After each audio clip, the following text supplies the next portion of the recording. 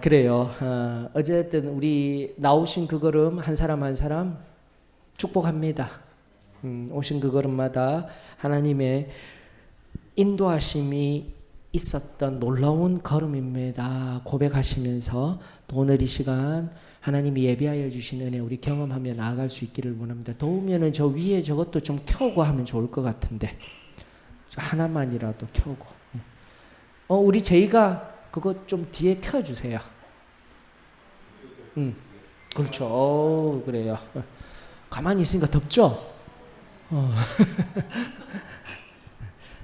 이제 자율적으로, 자유롭게. 자, 이사야가 어느덧 이제 다 돼갑니다. 맞죠? 끝이 보이기 시작합니다. 야, 평생에 내가 신앙생활 하면서 이사야서 한번 읽어내지도 못했는데 이렇듯 또 하나님의 말씀과 또 그 진리의 깊은 의미 앞에 서게 하여 주시는 은혜가 있음에 감사를 드립니다. 또다시 예배가요, 여러분들. 그날이 가까울수록 또 편안함이 우상이 되어가는 시대일수록 예배가 하늘과 땅의 접점이 이루어진다는 것을 반드시 우리가 깨달아야 합니다. 특별히 이사야, 이 본문 속에 있는 6장의 말씀 여러분들 잊지 마십시오. 이사야 6장의 하늘 궁정과 전혀 틀려요. 하늘의 전, 그리고 이 땅에서도 전이라고도 성전이라고 되어 있지만 전혀 히브리어로는 다른 용어입니다. 하늘에 하나님이 거하시는 궁전과 이 땅의 성전이 함께 하나가 되어 어우러지는 장면이 바로 이사야 6장, 우리 성결에 근거한 장. 잊지 마시고 또 매 예배 때마다 하나님과 내가 온전히 만나는 장소입니다. 그 단순하고도 순전한 고백이 언제나 저와 여러분들 위에 임하여지기를 축원합니다. 자, 오늘 이사야 61장입니다. 이사야 61장 1절로부터 11절 61장 전절 우리 다 같이 교독하며 또 그 속에 녹아있는 구원의 아름다운 소식, 이사야서의 또 한 핵심이 될 수 있는 한 장 우리 함께 깊은 의미들을 살필 수 있기를 원합니다. 이사야 61장입니다. 주 여호와의 영이 내게 내리셨으니 이는 여호와께서 내게 기름을 부으사 가난한 자에게 아름다운 소식을 전하게 하려 하심이라.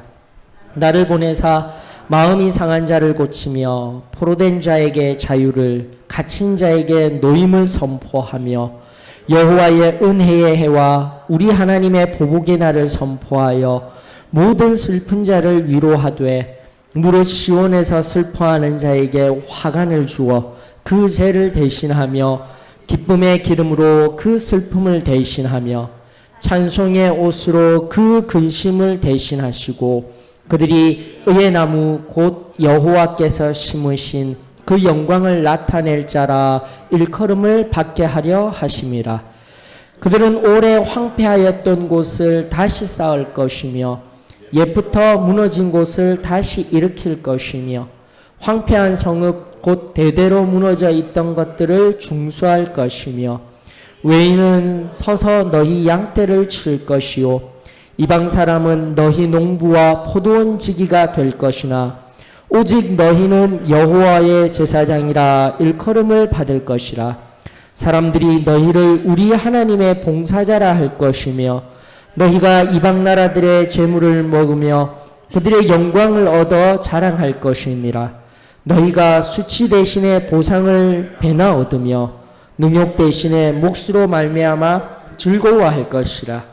그리하여 그들의 땅에서 갑절이나 얻고 영원한 기쁨이 있으리라. 무릇 나 여호와는 정의를 사랑하며 불의의 강탈을 미워하며 성실히 그들에게 갚아주고 그들과 영원한 언약을 맺을 것이라. 그들의 자손을 문 나라 가운데에 그들의 후손을 만민 가운데에 알리리니 무릇 이를 보는 자가 그들은 여호와께 복받은 자손이라 인정하리라. 내가 여호와로 말미암아 크게 기뻐하며 내 영혼이 나의 하나님으로 말미암아 즐거워하리니 이는 그가 구원의 옷을 내게 입히시며 공의의 겉옷을 내게 더하심이 신랑이 사물을 쓰며 신부가 자기 보석으로 단장함 같게 하셨음이라. 땅이 싹을 내며 동산이 거기 뿌린 것을 음돋게 함같이 주 여호와께서 공의와 찬송을 모든 나라 앞에 솟아나게 하시리라. 아멘.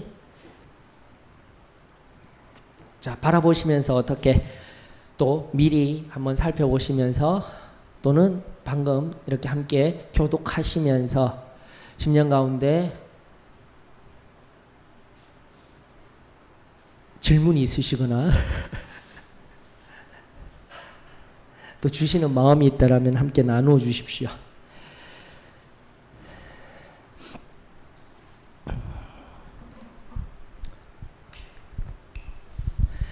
일단은 우리가 따르고 있는 하나님, 여러분들 하나님은 어떠한 하나님이십니까? 하였을 때 우리의 신앙 고백적인 하나님은 어떠한 분이시죠? 하나님은 딱 두 특성만 놓으면 된다고 했습니다. 하나님은 그렇죠. 이제는 명확하게 하십시다. 거룩하시고 사랑. 그렇죠. 이 두 개가 엄밀한 의미에서는 커다란 틀 안에서 거룩이 바로 심판주로서의 의미도 있습니다. 그리고 결국은 당신의 공의를 이루시고 오늘 본문이 이야기하고 있는 은혜의 해 그리고 보수의 날이라든지 중복되어져 있는 전혀 대비되는 용어들과 함께 중복되어진 하나님 당신의 성품들을 우리가 또 살필 수가 있는 거예요. 그러므로 하나님 앞에 우리가 거룩한 자리에 있어야 되지만 바로 그분이 거룩하시기 때문에 내가 거룩하니 너희도 거룩하라. 우리 잊지 아니하였으면 좋겠습니다. 근데 오늘은 많이 뒤바뀌었어요. 그래서 거룩하시며 사랑의 하나님이십니다. 이렇게 좀 되어져야 성경적으로 우리가 그 하나님 앞에 두렵고 떨림으로, 여기서 두렵고 떨림이라는 것은 공포가 아닌 경외함입니다. 성경을 통해서 끊임없이 우리가 알아가고 있죠. 하나님의 자녀들은 결코 공포스러운 하나님이 아니십니다라는 것을 우리가 알 수 있는 거예요. 자, 거룩과 사랑의 하나님이십니다라고 알고 있는데, 그래 존재하는 양식, 이런 말은 좀 어렵죠. 근데 하나님이, 우리는 유일신 하나님을 믿고 있지만 삼위를 가지셨다라고 이야기하고 있습니다. 맞습니까? 이 부분도 명확하게 해야 됩니다. 예수 그리스도뿐만이 아니라 성부 하나님, 성령 하나님까지도 삼위일체의 하나님을 우리는 믿고 있습니다 하는데, 오늘 본문의 61장 1절에 그 삼위의 하나님이 보이셔야 되는 거예요. 여러분들 찾으실 수 있으시겠습니까?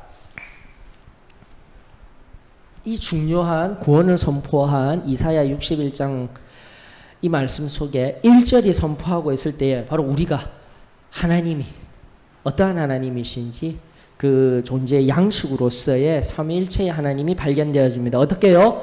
여호와 하나님 맞습니까? 여호와 하나님이 바로 성부 하나님, 그리고 또 어떻게 해요? 그 여호와의 영으로 성령 하나님이 보이시고요. 또요, 네 개.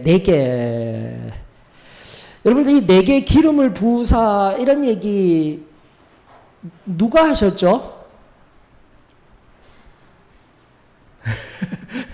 누가 하셨죠가 아니라, 여러분들 이 본문을 이해하려고 하면은 결국 예수 그리스도께서 이 본문을 가지시고 바로 너희에게 응하였느니라 하였던 장면이 나와요. 근데 다른 곳보다도 우리 지금 누가복음 강의하고 사도행전을 계속 강의하고 있으니까 누가복음 본문 속으로 가십시다. 4장으로 가보십시다.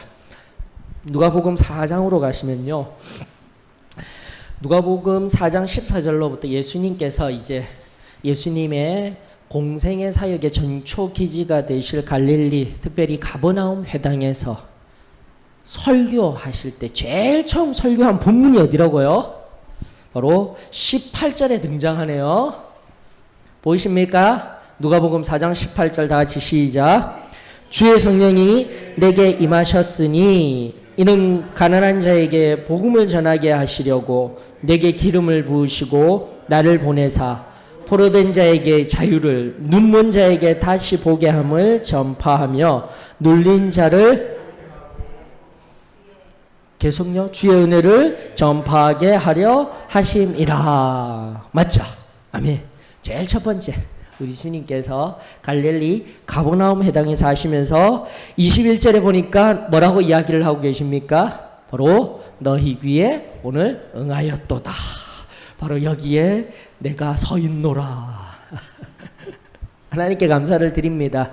다시 한 번 더 구약은 끊임없이 메시아가 오신다라는 것을 우리들에게 예언의 약속으로 증가하여 주셨습니다. 그리고 우리 예수님께서 2000년 전 이 땅에 오셨죠. 그리고 지금 저희들이 믿어야 할 사실은 무엇입니까? 예수님이 반드시 다시 오신다라는 것. 나를 구원하여 주셨으며 지금도 나의 주인이 되어 주셔서 내 삶의 매 순간순간 은혜와 기쁨 충만한 삶으로 인도하여 주시는 나의 주님. 오늘도 저와 여러분들의 참된 주님이 되어지시기를 축원합니다. 그러면서 61장 1절에 보니까 삼위일체의 하나님으로 말미암아 누구에게 먼저 이 아름다운 소식이 증언된다라고 이야기하고 있습니까? 가난한 자에게. 여러분들 가난한 자 어떠한 자들일까요? 성경이 말하고 있는 이 가난한 자, 심령이 가난한 자. 심령이 가난하다라는 말씀의 의미는 무엇일까요? 마태복음 5장 3절 산상수훈이 시작하고 있는 그 말씀, 심령이 가난한 자는 복이 있나니, 그렇게 시작되는 그 산상수훈의 첫 번째, 팔복의 첫 번째 상태, 우리의 상태를 이야기하고 있는데요. 어떠셔요? 심령이 가난한 자. 그렇죠. 갈급하니까 그다음 뭐예요? 애통하게 되는 거예요. 여러분들 잘 보셨어요. 다시 한 번 더 하나님의 은혜를 사모하는 자, 영적인 의미로 그러한 가난함의 의미를 찾을 수가 있을 것 같습니다. 그러나 지금 우리가 늘 세 가지 하나님의 그때 있죠. 세 가지 때를 우리는 늘 시기를 기억하고 있습니다. 바벨론에 의하여서 무너진 그때, 실질적으로 상황과 물질과 모든 것들이 회파되어져서 실제적으로 가난한 것 같은. 근데 가난하다고 하니까 어떠셔요? 가난의 의미도 조금 고민이 많이 되는 것도 사실입니다. 여러분, 저는 가난한 사람일까요? 물질적으로 봤을 때 어떠셔요?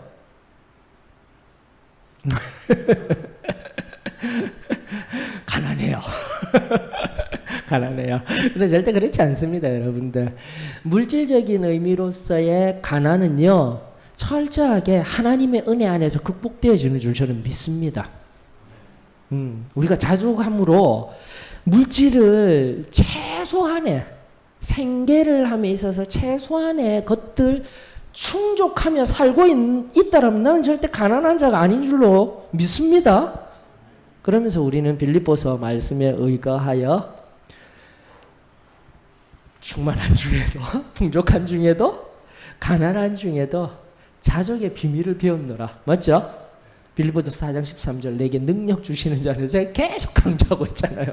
그 결론이 일어나기 11, 12절 앞에 바로 이 자족함의 놀라운 비밀, 그 비밀 속에서 내게 능력 주시는 자 안에서 내가 모든 것을 할 수 있습니다. 이 고백이 진정한 저와 여러분들의 고백이 되어지기를 원하며 저는 믿건대 우리 소망교회의 성도들은 모두 풍족한 자들임에 이 시간 감사를 드립니다. 예, 감사를 드립니다. 자, 그럼에도 불구하고 또다시 본문 속에 등장하고 있는 이 가난한 자의 첫 번째 시간적인 의미들, 그리고 두 번째 예수님 초림 당시에 영적으로 어두운 상태, 그리고 로마 식민지 상태의 유대인들에게 그리고 이방인들로 확장되어져 궁극적인 종말의 때 의미하는 이 가난한 자, 가난함의 의미들을 깊은 묵상 가운데서 끄집어 올릴 수 있기를 원합니다. 그 아름다운 소식이 무엇입니까, 여러분들?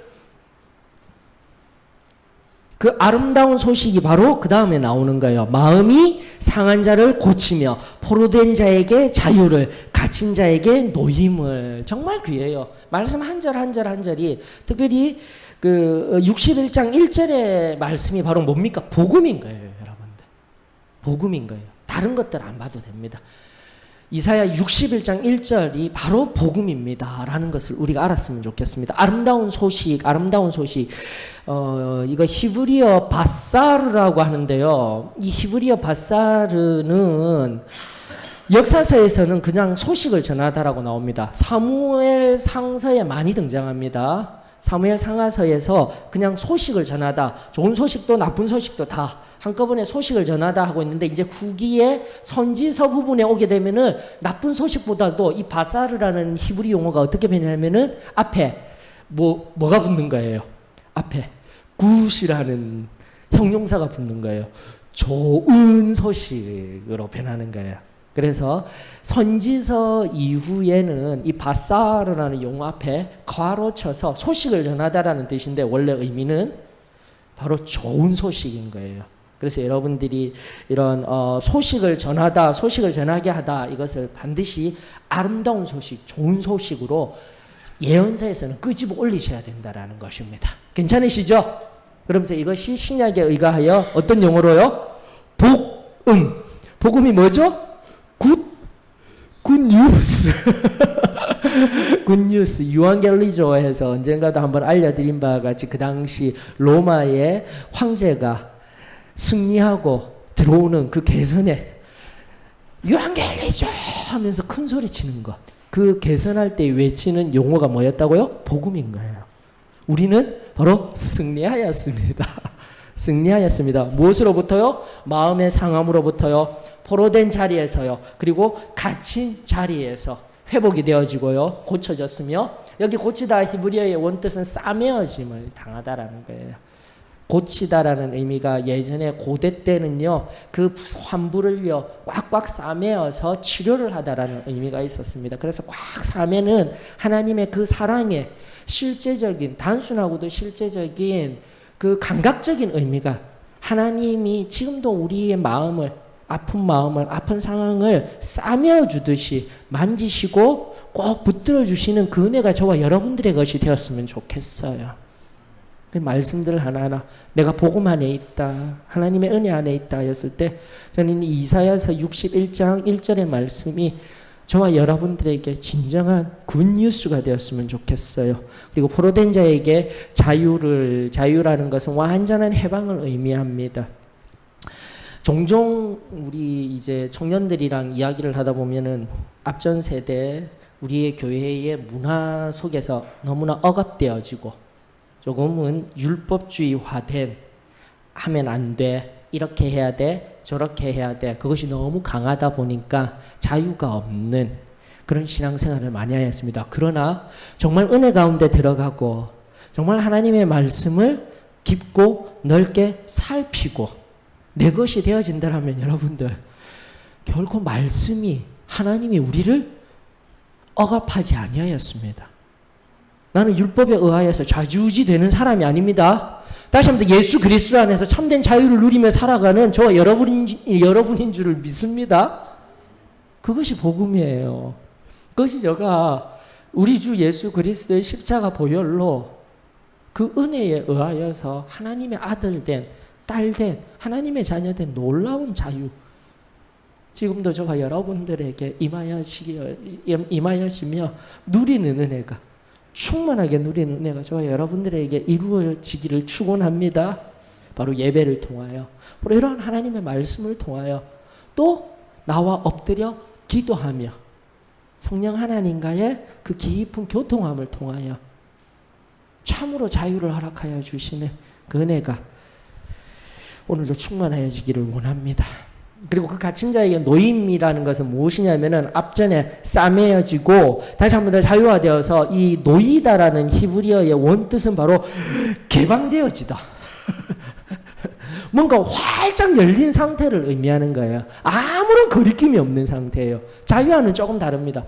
시공간적으로 완전히 확 열려져서, 이야, 이제 결론적으로 살펴보게 되겠지만 영원한 기쁨으로 충만한 상태. 오늘 61장이 너무나 귀해요. 한 용어, 한 말씀이. 다시 한 번 더. 나를 싸매듯이 만져주시는 그 은혜, 내 마음과 내 모든 상처를 만져주시고 나를 자유케 하시며 또다시 나를 완전히 열어주시고 개방시켜주시고 영원한 기쁨으로 채워주시는 은혜, 이것이 복음입니다. 제가 누리고 있는 복음의 은혜입니다. 선포하는 은혜가 저와 여러분들에게 이루어지기를 축원합니다. 그러면서 2절에서 3절에 보게 되면요, 시간이 있는 거예요. 자, 그래서 제가 계속해서 강조드리고 있습니다. 지금까지 말한 것들은 무엇입니까? 시점상에, 지금까지 말한 것은 시점상에 뭐죠? 시점상에 우리가 받아 누릴 수 있는 은혜예요. 하나님의 은혜의 선을 넘어서서요. 그리고 우리가 계속 얘기하지만 정서적으로 감정적으로 아는 것이 아니라 하나님의 은혜의 선을 넘어서서 하나님이 우리들에게 베풀어 주신 그 체험을, 그 선을 넘어섰을 때 바로 그 시점에 단번에 내어주시는 그 은혜가 우리에게 표현되어지기를 뭐죠? 죄로부터, 자범죄들로부터 용서함을 받는 거듭남. 거듭남, 구원이라고 이야기도 하죠. 거듭남, 그 다음 뭐죠? 또 원죄로부터 맑게 시키는 성결, 또요. 또 그 선을 딱 넘어서 거기에 물 붓듯이 부어주시고 성령으로 충만케 하여 주시는 그 은혜. 그래서 성령으로 충만케 되어지고 성령이 우리 가운데 계속해서 부어져야 지금의 이 복음의 의미들을 명확하게 알 수가 있습니다. 그래서 우리는 시점 속에 이 세 가지의 은혜들을 반드시 누려야 합니다라고 이야기를 하고 있습니다. 자, 그렇게 시점으로 시작되었을 때가 중생입니다. 중생, 다른 말로 뭐죠? 거듭남. 중생의 내용으로서는요, 계속 강조합니다. 의인이라는 법정적인 의미입니다. 하나님이 어떻게 하였다고요? 의인이라는 용어보다 칭의가 맞을 것 같아요. 맞습니까? 하나님이 어떻게 하였다고요? 우리가 거듭남 받고 처음에 은혜 받았을 때, 구원 받았을 때 하나님이 우리를 어떻게 했어요? 의롭다, 지가했다. 하나님이 너 죄 없어 하셨다니까요. 이게 얼마나 놀라운 은혜입니까? 좀 새로워지자고요. 좀 새로워지자고요. 내가 받았던 은혜가 얼마나 귀한지. 하나님이 나를 의롭다 말씀해 주셔요. 너 죄 없어. 그 은혜가 저와 여러분들의 것이 되었으면 좋겠어요. 칭의. 그 다음에 또 뭐죠? 칭의, 신생이라고 이야기를 합니다. 중생하고 같은 개념이죠. 중생은 다시 거듭났다라는 의미지만 다시 뭐 해야 돼요? 새롭게 창조된 거예요. 새롭게 다시 태어난 거예요. 중요한 것입니다. 그러므로 나는 죄로부터 완전히 죽고 어떻게 해요? 다시 살아난 거예요. 중생과 신생에 대한 의미들을 좀 명확히 했으면 돼요. 뉴본이라고 이야기를 할 수가 있겠죠. 신생, 그 다음 뭐죠? 마지막 세 번째 또 중요한 것이 양자. 이게 중생의 내용인 거예요. 들어가 있는 칭의, 신생, 양자. 중요합니다. 양자는 뭐죠? 하나님의 아들이 되었다, 딸이 되었다라는 의미잖아요. 그래, 그냥 구원받아서 기쁩니다 이렇게 끝내지 마시고 바로 이런 놀라운 칭의와 신생과 양자가 이루어진 사건이 뭐라고요? 거듭남의 사건입니다. 시점 속에 거듭남. 그 다음에 또 우리 원죄로부터 자유케, 원죄로부터 깨끗하게 되어져서 성령이 부어주시고 그 은혜가 날마다 새로워지는 성령 충만함의 역사가 저와 여러분들에게 늘 일어나기를 원합니다. 자, 지금까지 상황이 뭐예요? 시점 속에 있었던 하나님의 은혜입니다. 맞습니까? 그런데 지금 2절 3절은 뭐가 보인다고요? 시간이 보이시면 됩니다. 4절 5절부터요. 여러분들 죄송합니다. 제가 2절 3절 그것도 계속해서 2절 3절도 끊임없이 하나님께서 주시는 슬픔도 바꾸시고 또 기쁨의 기름으로 부으시고 또 뭐죠? 찬송의 옷으로 입히시는 이 놀라운 은혜들 시점상에 주시는 하나님의 은혜입니다 라는 것을 1절 커다란 그 복음과 함께 2절로부터 3절까지 받아 누리는 은혜들로 우리 그렇게 정리를 했으면 좋겠습니다. 보이시죠? 그리고 슬픈 자를 기쁨으로 채우시는 이 놀라운 은혜 다시 한 번 더 우리 살피시고 4절부터 보이시는 게 바로 시간성 속의 의미입니다. 시간성 속에.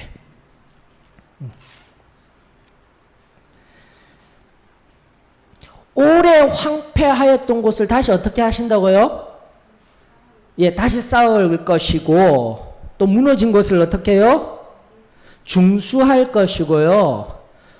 또요, 외인은 양떼를 칠 것이고 농부와 포도지기인이 될 것이고 시간이 보입니다. 그래서 계속해서 지금 요즘 계속해서 강조하고 있는 건 뭐죠? 구원의 온전한 완성은 항상 뭐요? 시점 속에 이 용어 칭의라는 용어가 보편적인 의미입니다. 칭의와 뭐요? 칭의와 시간 개념에서 칭의와 성 예, 계속 강조합니다. 칭의와 성화. 지금도 구원이라는 의미 속에서 61장 1절만 바라보고 2절 3절만 바라보고 그때 이 시점 속에 은혜가 너무 귀했어요. 우리가 단편적으로 그렇게만 생각하는데 또다시 성경이 61장 구원의 놀라운 기쁨의 소식입니다 하고 말하고 있을 때 하나하나 한 절씩 살펴보게 되면 또다시 시간성도 보이는 거예요. 그래서 다시 한 번 더 칭의와 성화의 의미, 그리고 우리 교리적으로는 뭐요? 구원받아. 구원이라는 것은 구원, 성결, 성령, 침례 시점상의 새 체험을 통해 어떠한 삶요? 승리의 삶이라는 시간을 살아내는 거예요. 그 승리의 삶이 뭐라고요? 성화의 의미라는 것입니다. 그래서 자꾸 이건 그냥 교리적으로 우리가 맹목적으로 그렇게 알고 따라오세요 이야기하는 것이 아니라 성경이 지금도 이야기하고 있는 놀라운 궁극적인 구원의 진리입니다라고 선언하시기를 주의 이름으로 축원합니다.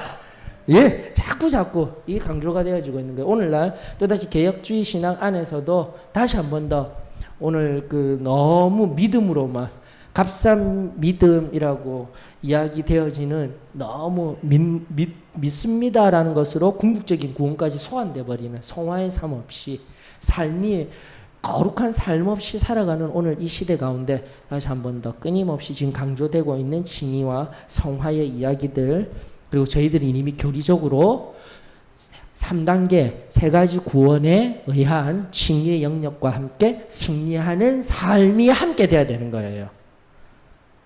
구원받고 또 그 시점에 은혜만 받았다라고 천국으로 바로 들어가는 개념이 아닙니다. 그래서 그것이 뭐라고요? 구원입니다. 영원한 천국 가운데 들어갈 의미와 아직의 의미입니다 라는 것을 우리가 살펴봤으면 좋겠습니다. 자, 4절로부터 6절은 조금 이따 볼 수 있도록 하고요. 꺼도 됩니다.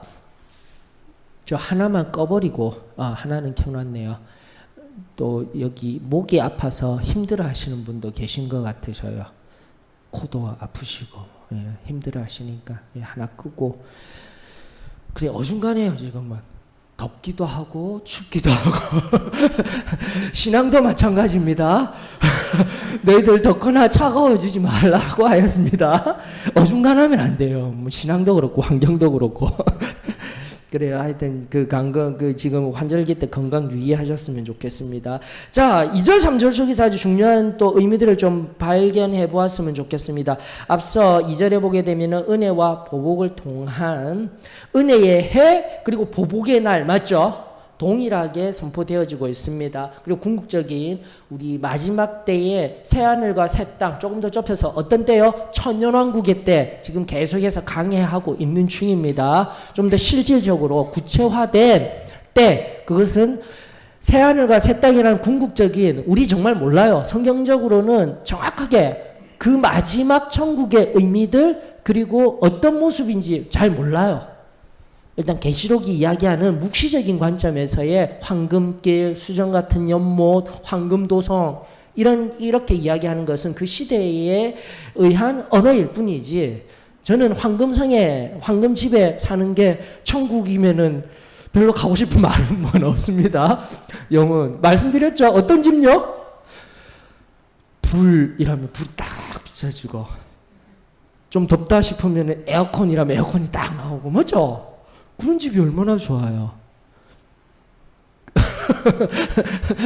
저는 그런 천국에 살고 싶어요. 그래서 천국이 어떠한지는 우리가 정확하게 성경적으로 명확한 개념은 아니지만 감히 표현할 수 없는, 말로 형용할 수 없는 결코 이 땅의 언어로 표현될 수 없는 아름다운 곳입니다. 이 정도로 하는데 실질적인 게 뭐라고요?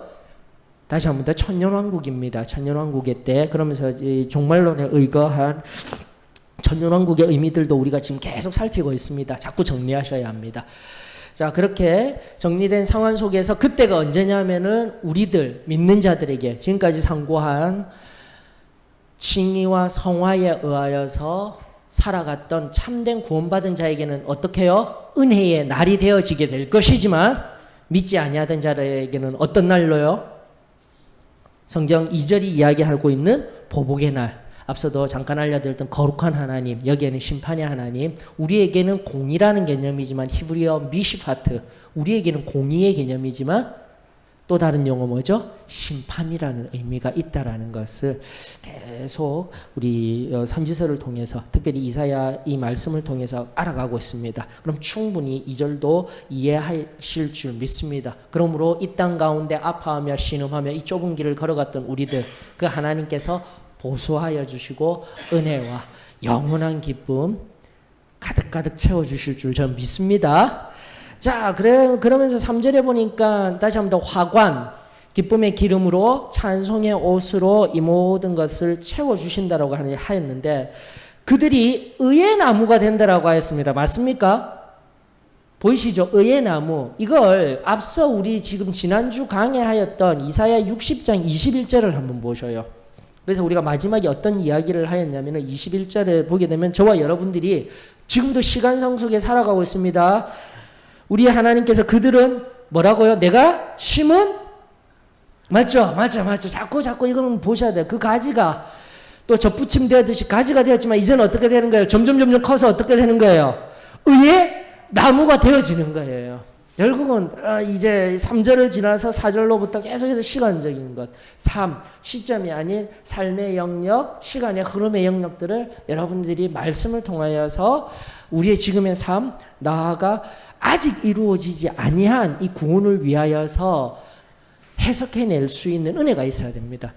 가지로서 접붙임 되었지만 이제는 그 하나된 예수 그리스도 하나된 삶 속에서 점점 더 커져서 의의 나무가 된다라고 했는데 여기 의의 나무 이제 히브리어로 엘레 하츠데크라고 이야기를 하는데 여기 엘레의 원 의미인 나무 아일은요 다른 나무 아니에요.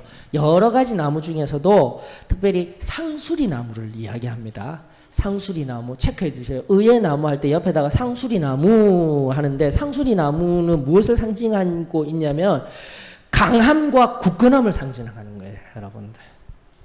그래서 참 이 말씀 하나하나가 은혜가 되는 겁니다. 다시 한번 내가 복음을 받아들이고 이 세상이 또다시 어두움의 영역 속에서 결국은 두 왕국의 대립이라는 그 관점 속에서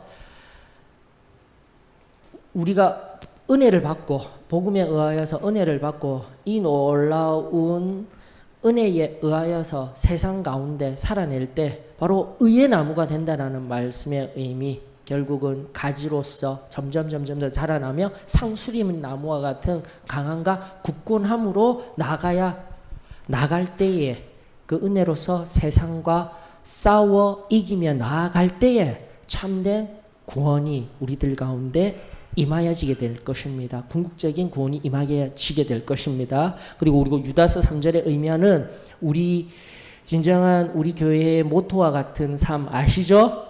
성도에게 단번에 주신 믿음의 도를 위하여 힘써 싸우는 거예요. 강건하고 담대해야 됩니다.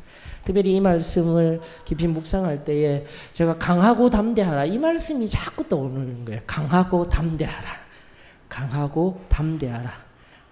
담대하라. 이 용법이요 구약 성경에만 등장하는 용법입니다. 강하고 담대하라.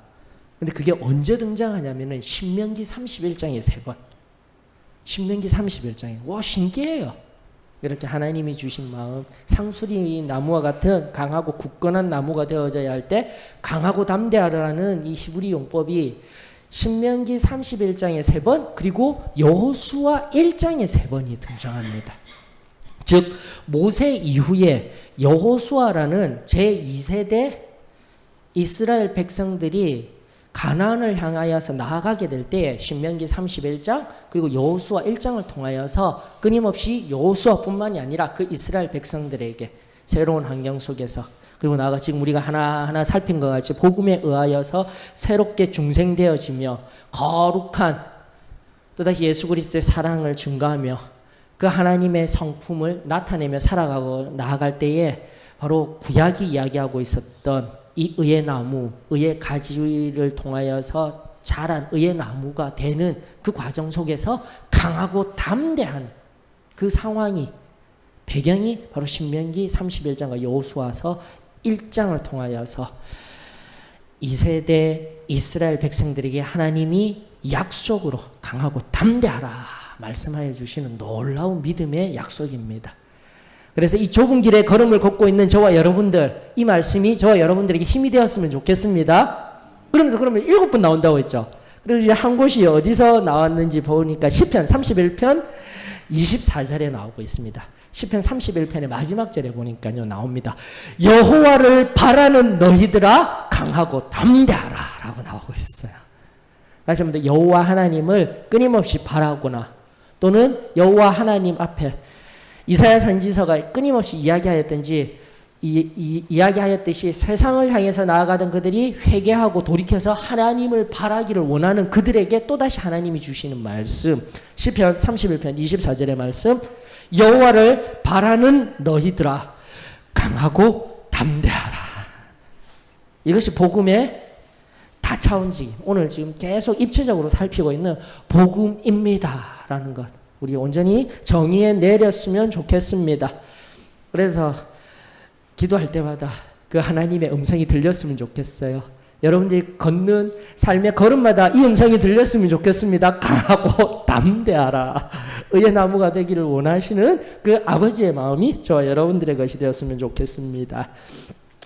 4절로부터 9절까지의 의미는 앞서도 말씀드린 바와 같이 시간 속에 변합니다. 시간 속에 4절 4, 5, 6절 그리고 8절이 시간 속 변화 속에서 특별히 제사장 나라가 된 다른 것보다도 여러 가지 것들 살필 수 있겠지만 뭐 앞서도 황폐하였던 것 다시 쌓여질 것이고 무너졌던 것 다시 중수하게 될 것이고 농부가 또 다른 이방인들이 여러 가지 시간 속의 흐름들이 보입니다. 하나님께서 그 변화 성공 결과들을 보여주시는데 특별히 우리가 눈여겨보아야 되는 것은 저와 여러분들이 어떤 직분을 가지며 어떤 사람이 된다고요? 6절에 보니까 나오네요. 오직 너희는 여호와의 제사장이라 일컬음을 받을 것이라. 너무 은혜가 됩니다. 은혜가 여러분들. 이 말씀이 결국은 지금까지 상고한 바와 같이 강하고 담대하라라고 모세 이후에 여호수아와 2세대 이스라엘에게 준 것과 같이 원론적으로 또다시 과거적으로 들어갔을 때 그 1세대 모세와 이스라엘 백성 애굽에서의 10가지 새 재앙 그리고 홍해를 가르치며 그리고 밤에는 불기둥으로 낮에는 구름기둥으로 만나와 메추라기를 먹이시던 그 놀라운 하나님을 경험하던 그들에게 하나님이 결국 시내산 앞에서 오셔서 그들에게 약속하여 준 말씀이 무엇입니까? 1세대에게 조금 더 이제 과거로 돌아가서 그 1세대들에게 동일하게 주었던 말씀이 뭐냐면 출애굽기 19장 6절이죠. 우리도 이미 살펴본 거 굉장히 귀합니다. 이런 구원 복음과 연관되어져서 구약 속에서 자꾸자꾸 찾아서 내 것이 되어져야 할 말씀들 오늘 이사야 61장과 통하여서 정말 귀한 말씀들이 나오고 있습니다. 출애굽기 19장 6절이 이미 이 부분과 관련하여서 이스라엘 백성들에게 곧 오늘날 우리 성도들에게 주셨던 놀라운 약속의 말씀 다 기억하고 계시죠? 예, 맞아요. 맞아. 이 말씀이야 하면서 여러분들 잘 알고 계실 것입니다. 시내산 앞에서 하나님께서 이스라엘 백성들을 향하여 주신 말씀이죠. 다 같이 6절 읽습니다. 시작. 아니요, 이거 5절로부터 같이 읽으십시다. 일단은 제사장에 관한 말씀은 6절에 있지만 5절로부터 다 같이 읽어야 은혜가 있습니다. 시작. 세계가 다 내게 속하였나니 너희가 내 말을 잘 듣고 내 언약을 지키면 너희는 모든 민족 중에서 내 소유가 되겠고 너희가 내게 대하여 제사장 나라가 되며 거룩한 백성이 되리라. 너는 이 말을 이스라엘 자손에게 전할지니라. 아멘. 제사장 결국 다른 것이 아닙니다. 복음에 의하여서 살아가고 있는 우리는 세상과 하나님 앞에 화평케 하는 자가 되어져야 할 줄 믿습니다. 그게 제사장적인 의미예요. 하나님과 특별히 오늘날 은사주의와 같은 그런 기독교 한 분파에 의하여서 발음되어지는 상황 속에서 하나님과 내가 어떠한 신과 내가 하나가 된 것 같은 신화화된 사람이 된 것 같이 여기면서 자기 자신이 뭔가 특별한 사람같이 여기는 용어가 아니에요. 이 제사장이라는 용어는 다시 한 번 더 내가 먼저 하나님의 은혜 받고 그 사랑을 깨달아 어떻게 해요? 세상을 향해 그 사랑을 보여주고 증거해주고 오히려 더 섬기는 자리로 나아가는 그 평화의 도구로서의 삶. 이것이 복음입니다, 여러분들. 나 지금 이사야 61장을 통하여서 하나하나 구약 성경 전반 속에 녹아있는 신약이 말하고 있는 그 복음의 의미들이 오늘날 왜곡되어지고 값싼 복음으로 값싼 은혜로 전락하여져 버렸던 이 복음의 진정한 가치들이 오늘 저와 여러분들을 통해서 새로워졌으면 좋겠습니다. 또한 우리도 마찬가지예요. 그저 체험적인 신앙, 나의 개인적인 신앙으로 이 복음을, 이 은혜를 내버려 두는 것이 아니라 다시 한번 내가 이 받은 복음 그리고 아버지가 우리 하나님이 무엇을 원하시고 계시나 온 열방을 향하여서 너희들은 내 거야. 여기 소유라는 것들 언젠가 강의해 드렸습니다. 세상에서 가장 값비싼 보석이라는 뜻이에요. 가치, 소중한 보배와 같은 의미의 용어입니다. 5장 말미에 있는 소유라는 의미가. 그러면서 결국은 너는 내 것이야 라는 말씀과 함께 너는 어떠한 것보다도 내게 가장 뛰어난 가치를 가진 존재야 이야기하고 나서 어떻게 된다고요? 제사장이 되기를 원하시는 제사장 나라 곧 이스라엘 그리고 오늘날 교회 저와 여러분들이 지금 여기에 함께하고 있는 교회를 통하여서 세상을 향해 하나님과 세상과의 화평함을 원하시는 그 하나님의 놀라운 뜻과 마음에 합당한 저와 여러분들의 삶이 되어지기를 주의 이름으로 축원합니다. 그러면서 7절, 9절이 그 변화 속에 하나님께서 주어지는 보상인 거예요.